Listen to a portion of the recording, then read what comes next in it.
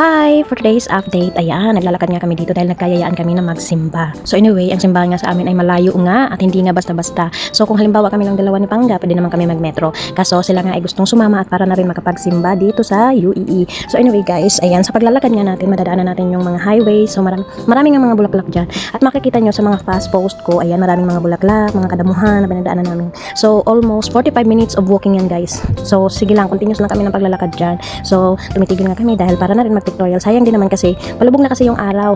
So kung halimbawa kung pagbalik namin sa kami magpipicture, hindi na makikita yung view. So ayan, dito kami nagkayayaan at salamat sa Diyos at maganda yung panahon. Kasi nang nakaraang araw, umulan nga dito sa UAE. Pero hindi to maganda kasi dito sa UAE guys kasi hindi talaga siya as in tumatagal ang baha. So ayan, kung umulan siya, mabilis lang ang flood control nila dito, mas maganda. Mabilis talaga sila mag-action pagdating sa ganyan. So magpapalapit na nga tayo sa simbahan, dumidilim na. Alas 5 na ng hapon yan guys. So dito tuloy-tuloy pa rin. Dito nga nakita namin si Santa Claus na nagbabike. O ayan, natuwa nga kami dahil may Santa Claus na gumagala. At pagdating nga namin sa simbahan ay ang dami-dami ngang tao, grabe. Kasi yung araw na ito guys, talagang December 25. Talagang naglaan sila ng oras para kay God. So anyway, nagpapasalamat ako sa Diyos dahil nakasama ako sa kanila. At salamat sa mga sumama din sa amin, kagaya ni Pangganiati at sa mga kabarangay namin dyan sa likod. Ayan, hindi matatawaran yung talagang kasiyahan kasi kailangan din natin magbigay pasasalamat. At sa kabila ng sobrang busy natin sa trabaho, meron pa rin tayong dapat ilaan na time para kay God. So, andito na kami guys sa simbahan. Magsisimba si Pangga.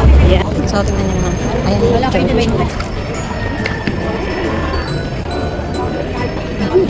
At hindi ko nga nakuhaan yung video guys. May isang bata na at ang nakakatuwa sa kanya kasi nagpakarga talaga sa akin. Tapos yun, sabi ko, where's your mommy? Tapos alam mo kung ano lang sagot niya sa akin. Sabi niya, Allah.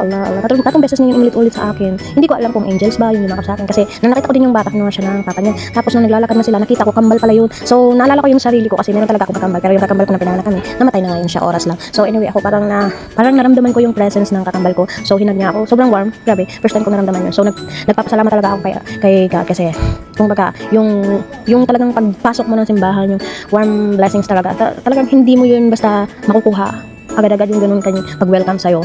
So ayun, natouch ako and I pray na lagi lang tayong good health. Ayan, sa lahat ng mga nakikinig din guys, sa mga followers ko, maraming salamat sa inyong pakikinig at sa pag-watch ng mga vlog ko, sa mga kasama ko, kay Pangga, sa family ko, napapasalamat ako at sobrang thankful ako dahil God bless. Ayan, so anyway, hanggang dito na lang guys and thank you for watching my videos.